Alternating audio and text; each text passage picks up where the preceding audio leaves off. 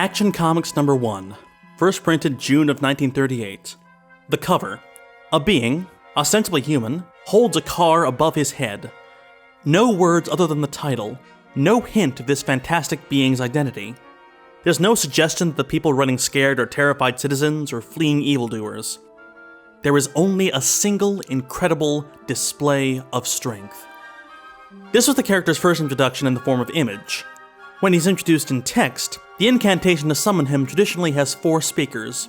One imperative sentence, excitedly broken into fragments, then a quick sequence of 3 structurally matched declarative sentences, all attempting to describe an undefined third party.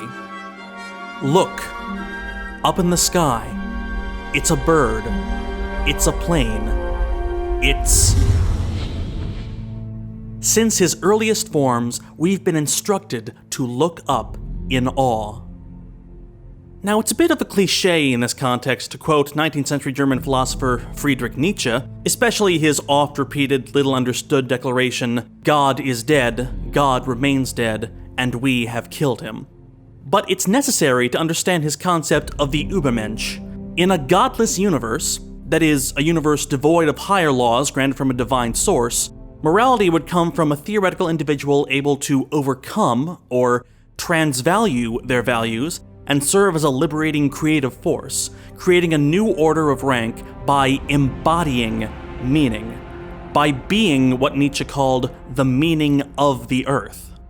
The concept of the Übermensch is often linked to this character owned by DC Comics, because the most common English translation of Übermensch is Superman. But there are problems with that connection.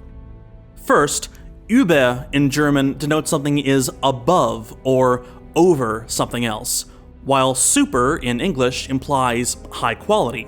Overman is a closer translation. Second, Mensch is gender neutral. Superman implies that this higher human has to be male and excludes Übermenschen who are women or otherwise non-binary. And thirdly, the Übermensch is human, the highest form of human. It's a more fitting label for someone like Lex Luthor, or at least the way he sees himself. Feel that, Kent. Real muscle. Not the gift of alien biochemistry, the product of hard work. But Superman? This amazing stranger from the planet Krypton came from a race of Supermen, sent down from the heavens to be raised as a human.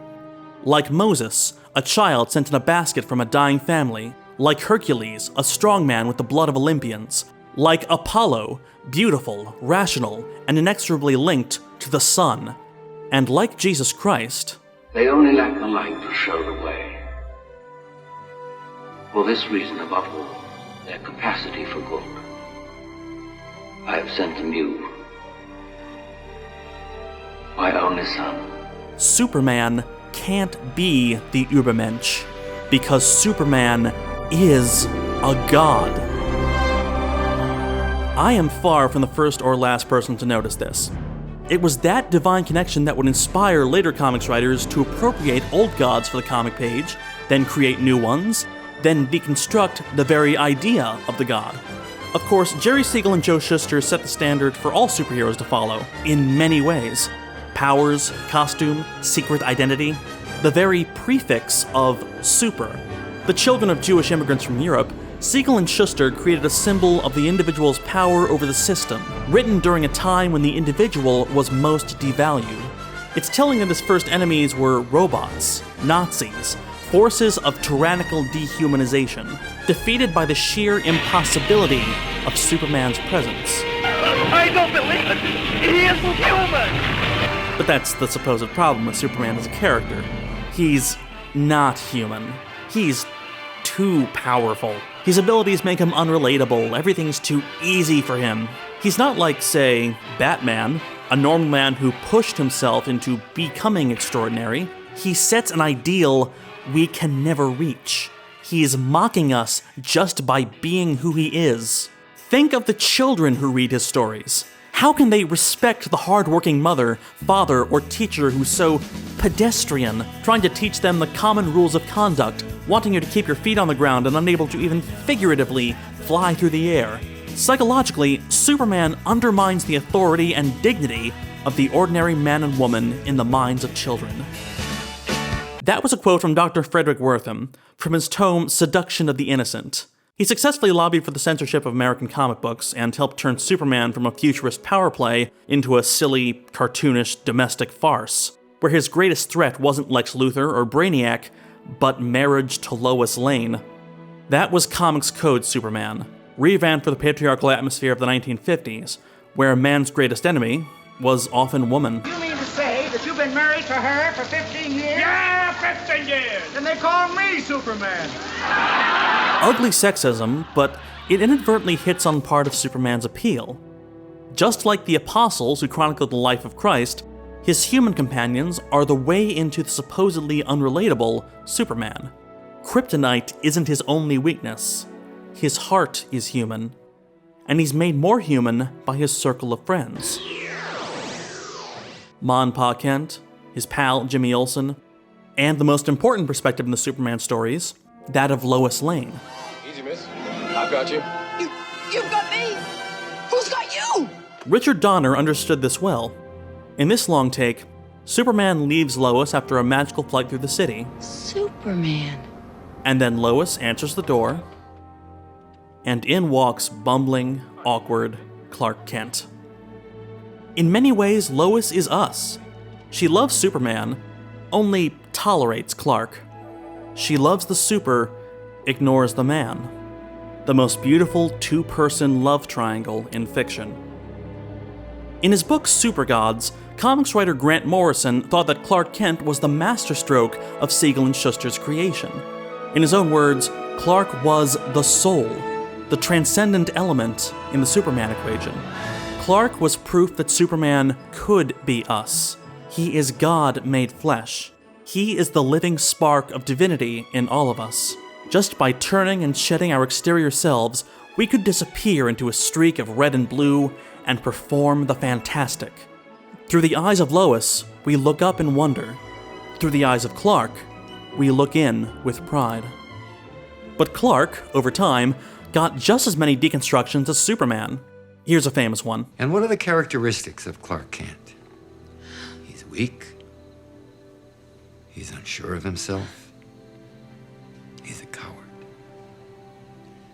Clark Kent is Superman's critique on the whole human race. In this reading, Clark is seen as a pretension of Superman's, God's parody of a human. And without that human element, we could only look up. Despite the name, Superman is more Immanuel Kant than Friedrich Nietzsche, Kant being one of the chief theorists of deontological ethics, that is, ethics which emphasize the goodness of the act. He famously created the concept of the categorical imperative, a principle of moral duty, restating the golden rule for secular age. In his words, I ought never to act except in such a way that I could also will that my maxim should become a universal law. It's worth noting that Nietzsche hated Kant. Again, Superman can't be an Übermensch. Übermenschen transcend law. Superman embodies law. And Superman's law? Superman fights a never-ending battle for truth and justice. A never-ending battle for truth and justice implies that truth and justice are universal concepts that one can serve, categorical imperatives. So, Superman can be viewed as deontologically moral. Oh, Superman. He is good because he performs good acts in goodwill, and he never willingly performs bad acts. Superman embodies older notions of ethics, of imperatives that exist a priori, above human experience, brought down from heaven, or from Krypton. Perhaps that's why in the 80s, it was easy to see the Blue Boy Scout operating as a symbol of American military power, gone from overcoming authority to acting as authority. Here come the planes. They're American planes, made in America. The super had finally overtaken the man. Superman's idea was too powerful, his canon too sacred, that no one could even attempt to dissect him without him dying during the operation. Even killing him made him more godlike. After all, he died and then had risen. This tabula rasa for the reader's ideal self slowly became overwritten. This being born of motion became too solid.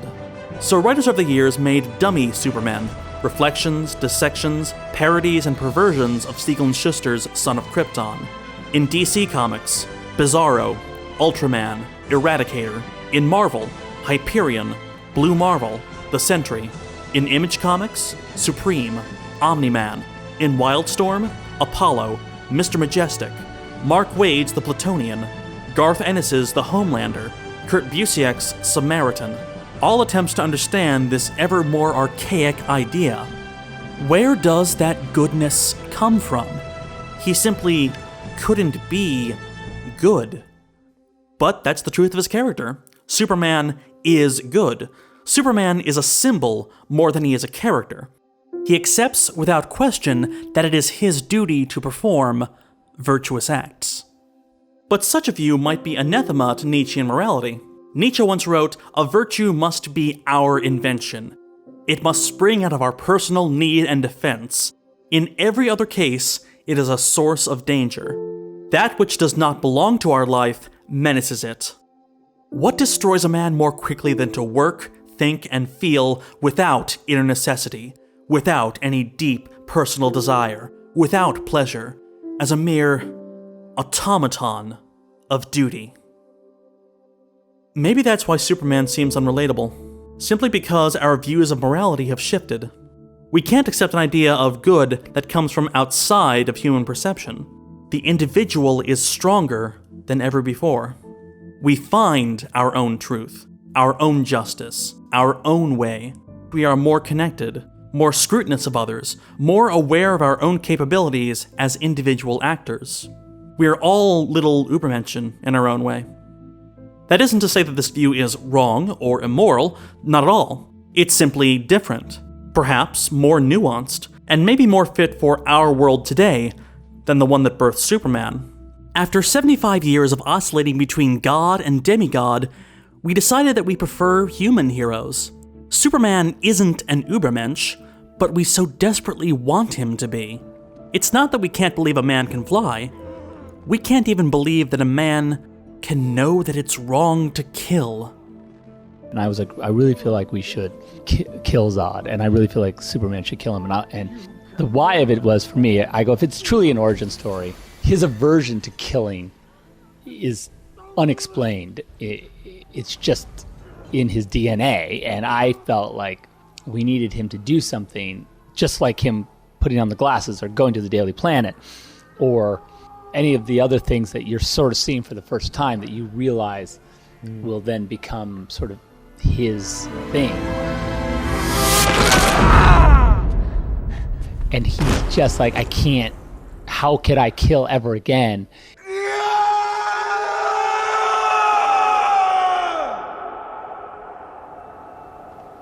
Superman is dead.